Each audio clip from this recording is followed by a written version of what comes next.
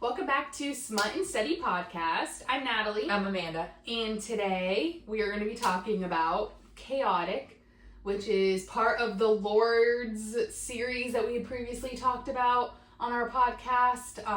This is a more standalone book version. It's a large book. A lot happens. And I applaud that.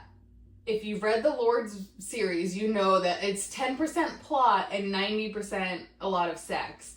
This book, however, there was a good amount of sex, but there was a lot of plot, which I have to give Shantel Tessier, props for that, because I texted Amanda when I was, halfway through, and I was like, so much is happening, and I'm 55% through, and, so much dark shit, happens, and there was actual plot, and, yeah.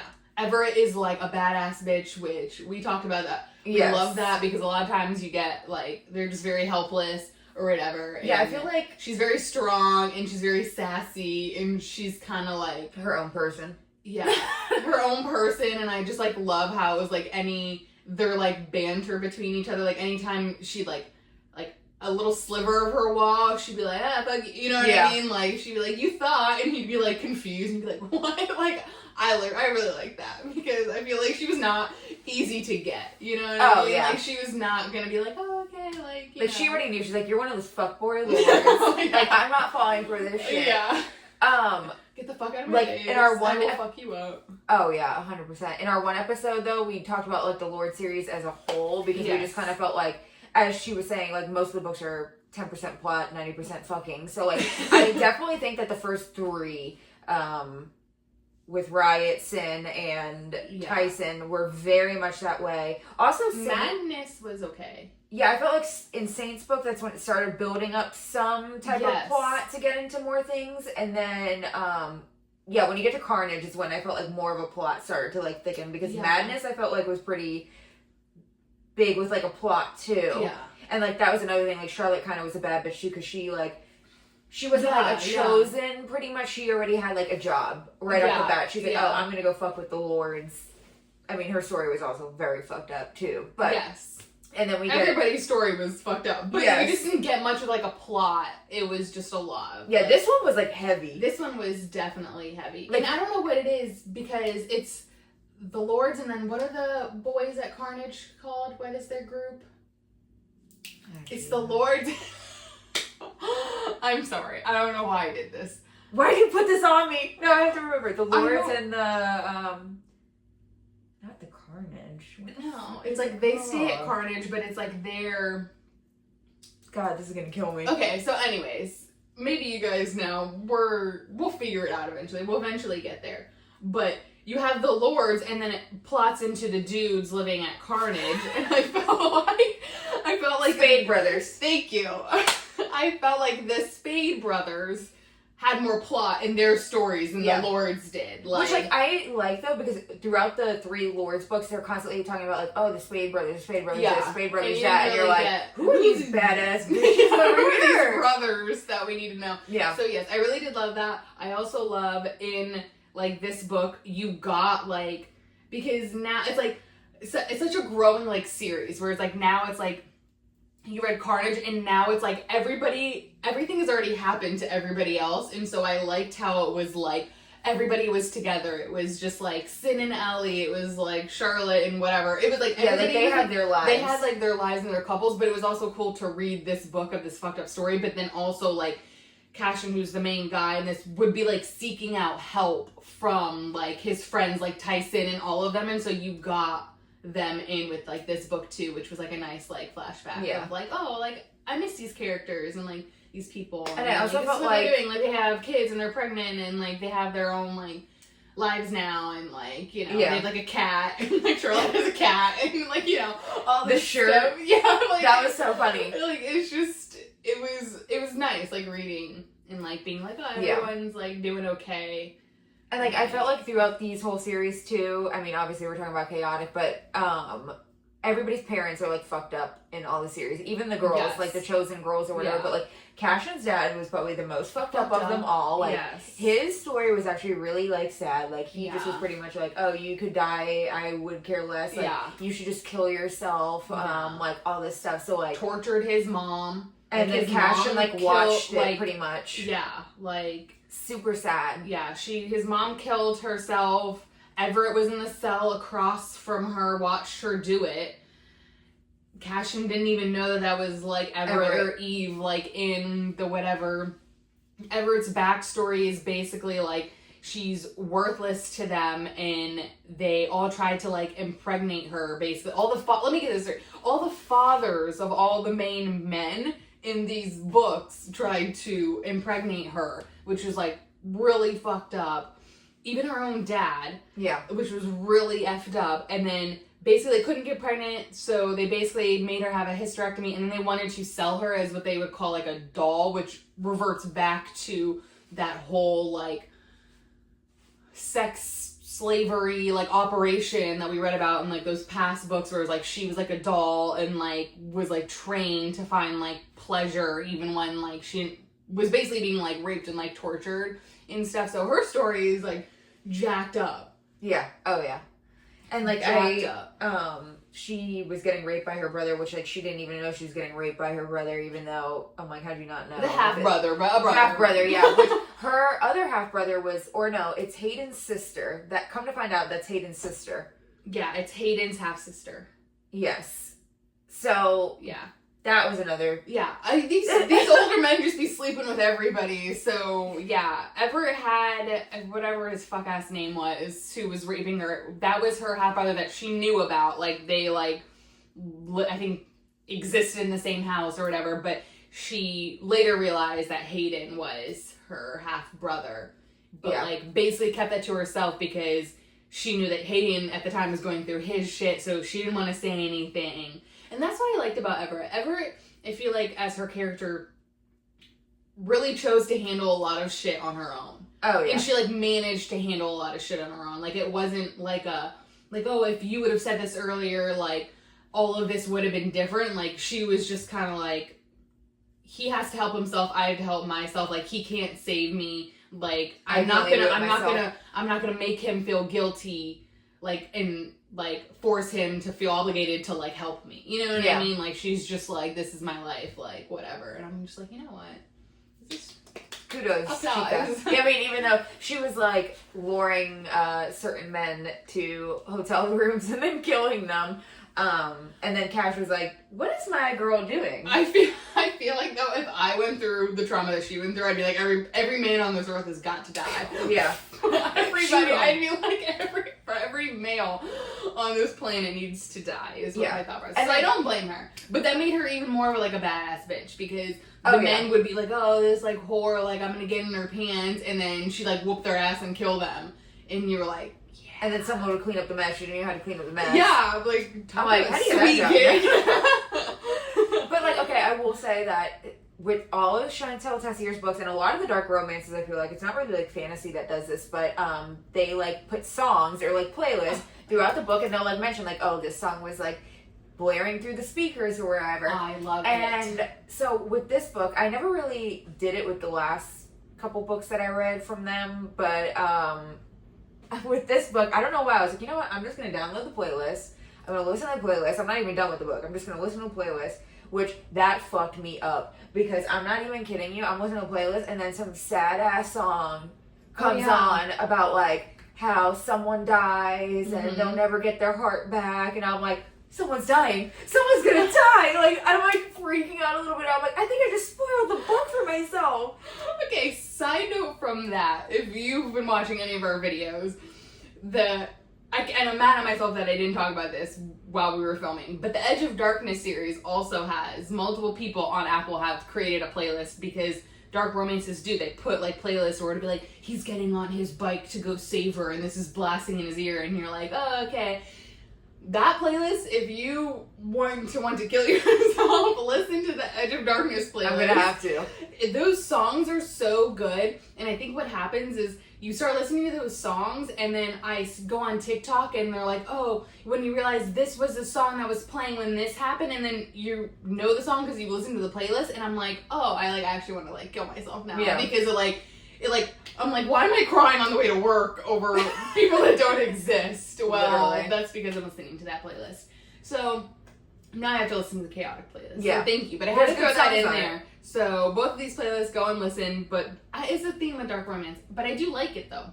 Oh, yeah, 100%. I felt like it makes you, like in Hayden's book, he's constantly playing the song, Hallelujah, while he's, killing people in the basement. I did listen to that one. And, listening to it, it's actually, a really good, rock, remix of it. And I'm like, damn, I can imagine Hayden in the basement being to that song. Fucking somebody up to that song. I know. And I also it makes it so much hot. I don't know why it makes it so much hotter when it's just it's whatever. Or it'll be when they set up a scene and it'll be yeah, I walk into the club and see my girl dancing in the club to this song, and immediately, and you're it's a sexy song, you're that's hot. You know what I mean? I don't know why they set the tone by picking these fucked up songs or good songs, and I'm oh. And the other good part is with the authors, good for you for first of all, you're writing a book that has to be stressful as hell. Yeah. Because there's so many critics out there. And then you're also adding songs that go really well with the book, so you have to have this huge genre of music knowledge, I feel like. And I feel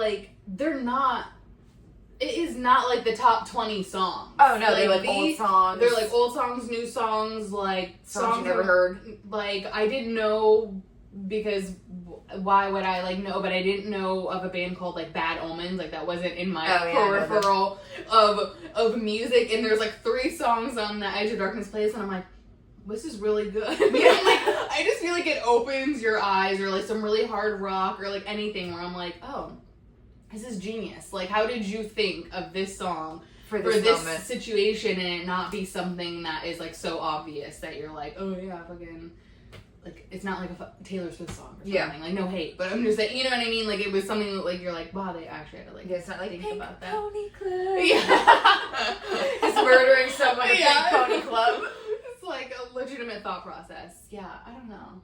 That's why we're not writers. I couldn't do that. Oh, no, yeah. The creativity of it, and then, doing that, but it's impressive.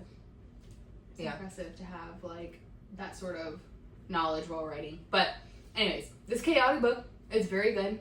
Yeah. It has a nice ending. We think it leads up to the next book being about Adam. It has to be, because he's the last Spade brother. Yeah.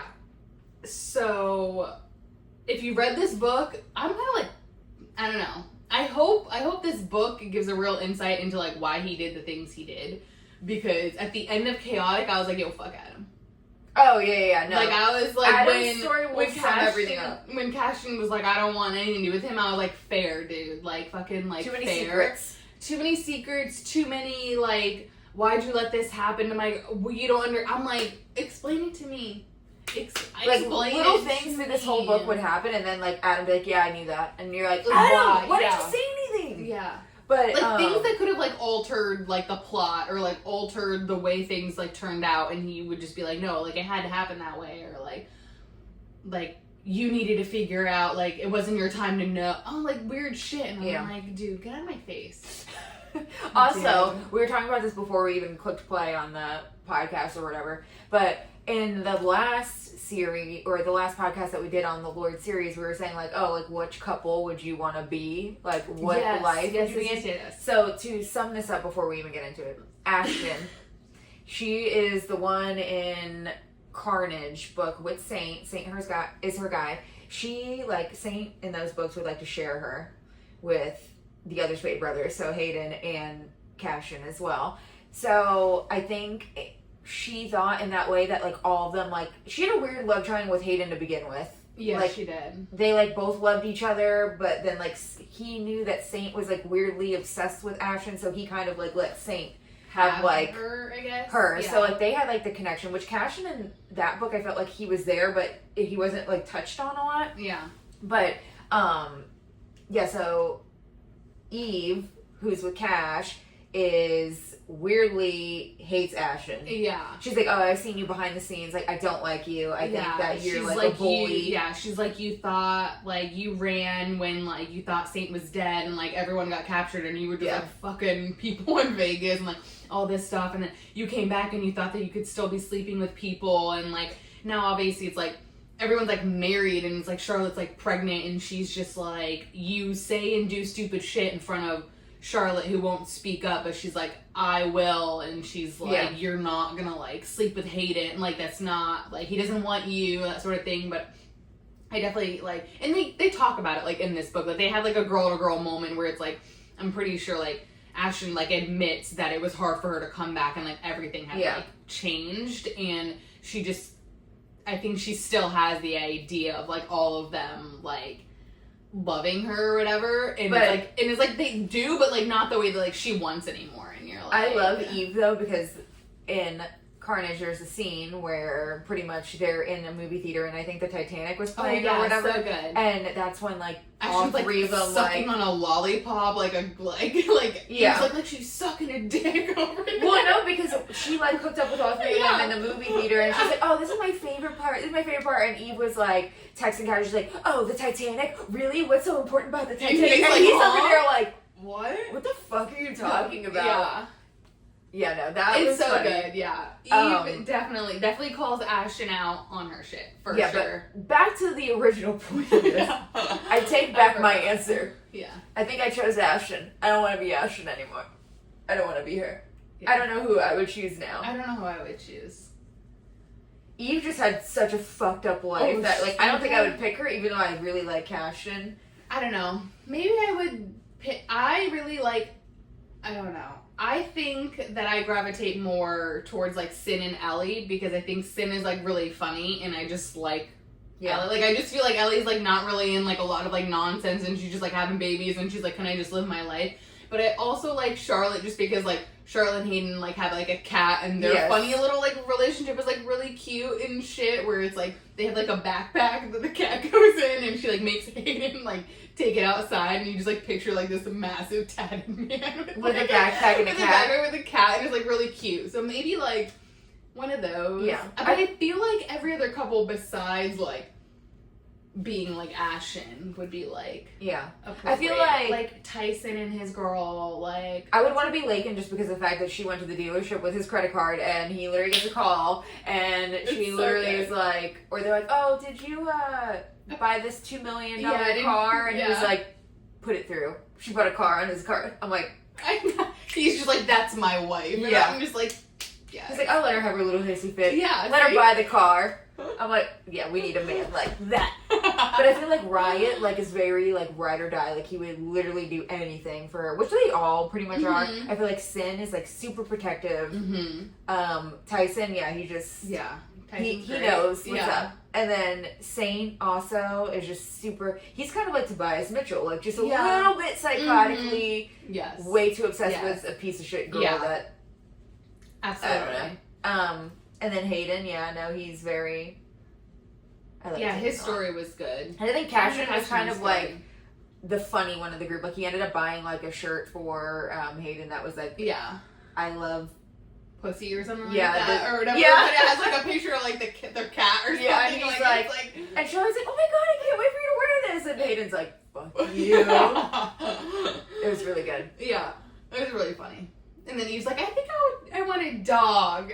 And then Cashin's like, fuck you, Hayden. And then Hayden's like, why not both? And I'm like, this is good banter. Yeah, it is good banter. Anyways, so you should definitely read this book.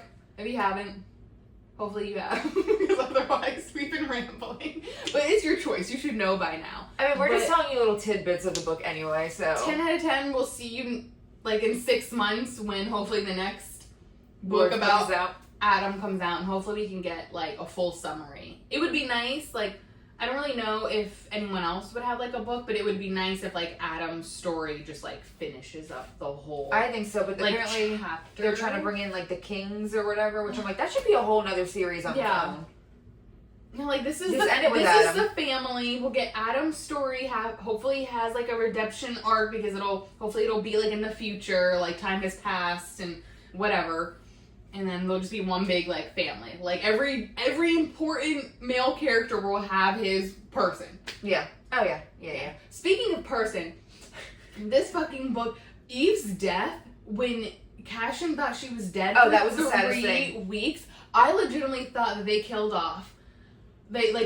I was like, I was floored because so many chapters had gone by and he's like holding, like didn't want to leave her like dead body. And then he kept talking and then he tried to kill himself. And it was like so freaking sad. I thought he killed himself and then the next chapter it was like she was alive and I was like, oh my god!